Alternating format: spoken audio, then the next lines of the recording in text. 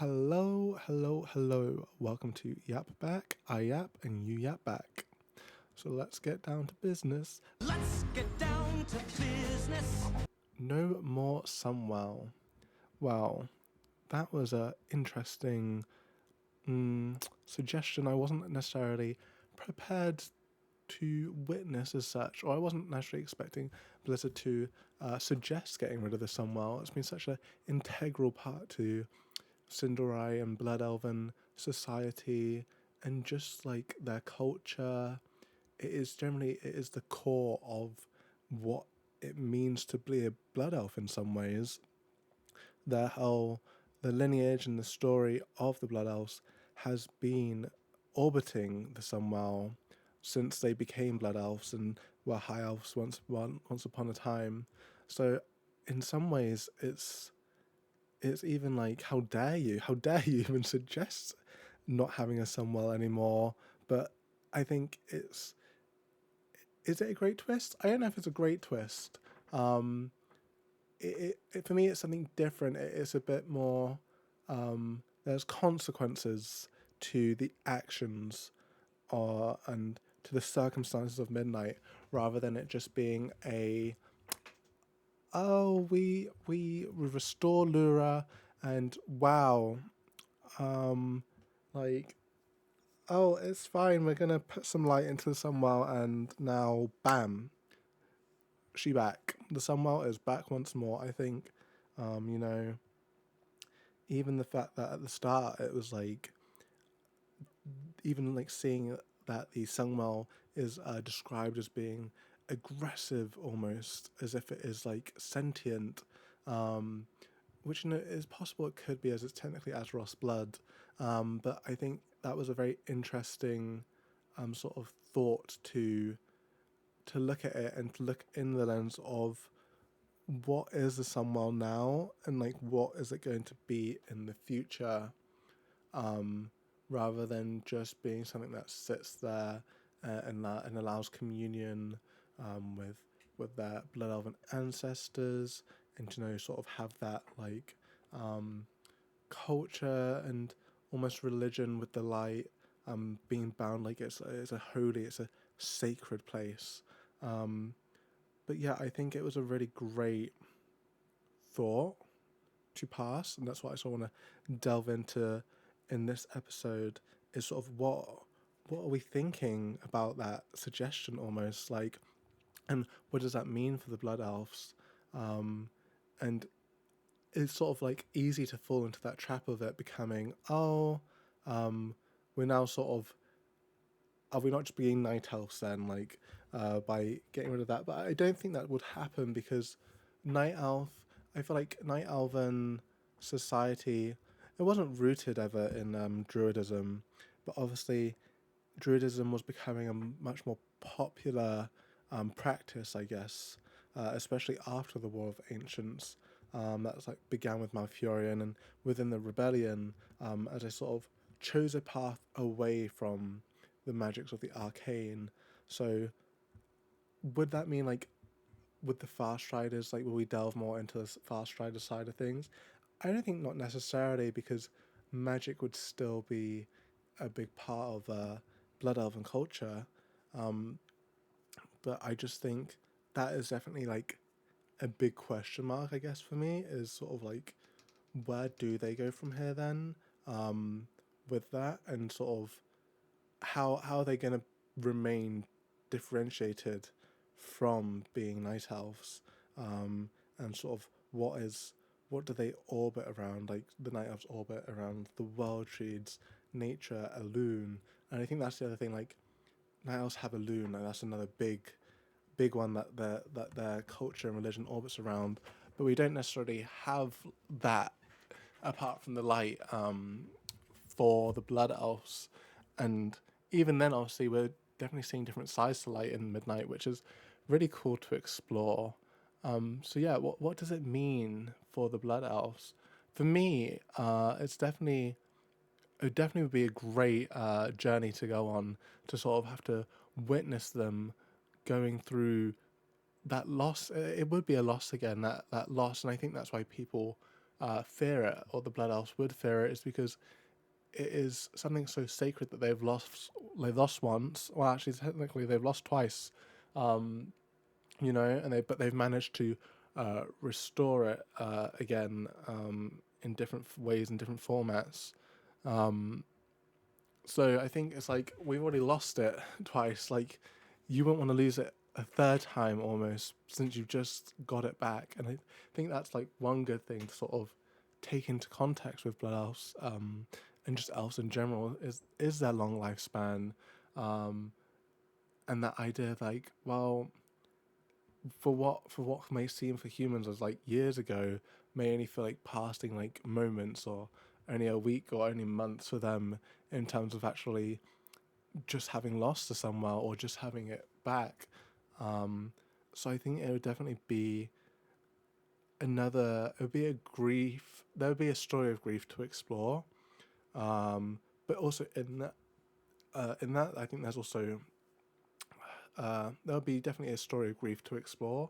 But in that, I also think that there then becomes a wider story for evolution and growth, and even the idea of, not to be too naturey, but planting a seed of something that might bloom into something even greater than the Sunwell, within their culture and within their religion. And obviously, like I said, the fear factor is there already. And like we see that with the Void Storm, and how the citizens already start turning to Fel. They start turning to something which is comfortable and known. And I think that's what a lot of this No More Sunwell revolves around, is that, oh, they don't know.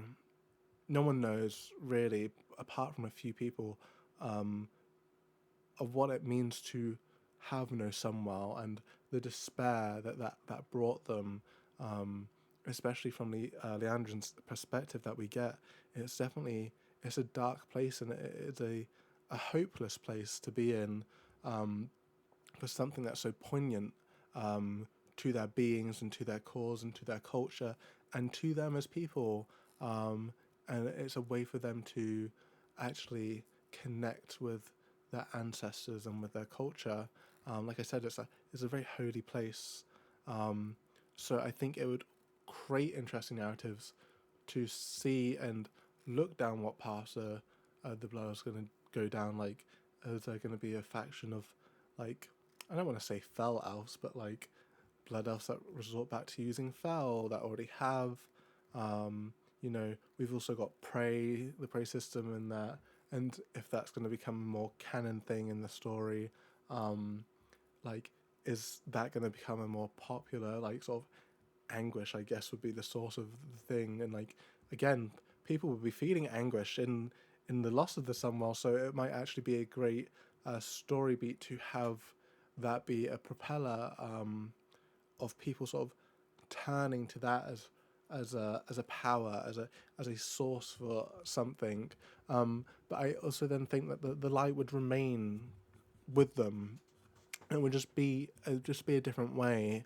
And I think it would be learning for it to be in a different way, and sort of that holding on to not needing something physically there, to feel connected to their ancestors. And it really revolves around that idea of, yes, you may not feel the ancestors as you once did, but it's learning to know that those ancestors and those teachings are still with you, and you won't lose what they've given you, and what they've taught you, through the physical nature of not feeling connected to them through the Sunwell, like people have priorly.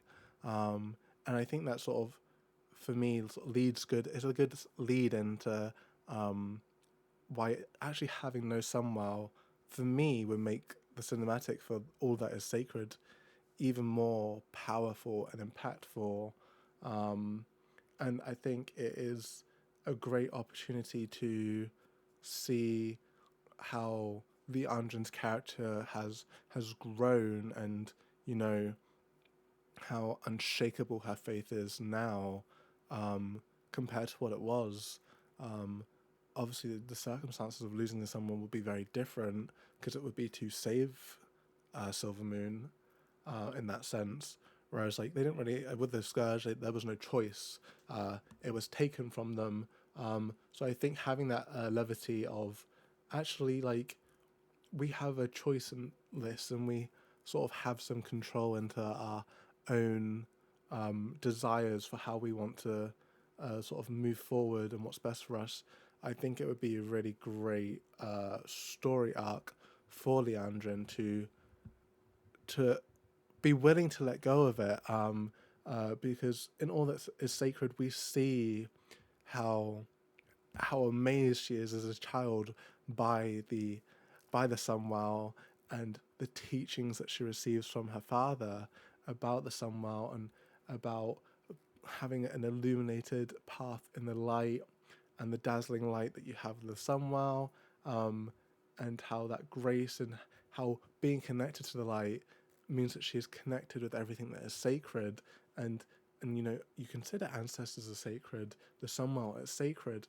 There's all those sort of beats there, and I think to actually have her internalize that to knowing that she is still connected with the light and all that is sacred is still within her without needing it to be physically there. And the fact that she has that mantra that she repeats that her father taught her, she still has that, whether the Sunwell's there or not.